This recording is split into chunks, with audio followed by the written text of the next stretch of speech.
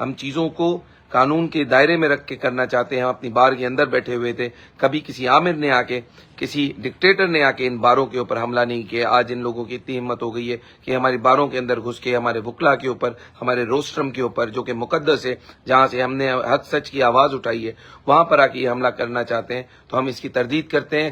آپ اور اسٹیبلشمنٹ ایک ساتھ مل جاؤ. آپ نے مل کے آج یہ حملہ اس بار کے اوپر کیا ہے، لیکن آپ کو جواب اس کا شارع دستور پہ، ڈی چوک پہ اور ایوانوں کے باہر بہت جلد ملنے والا ہے.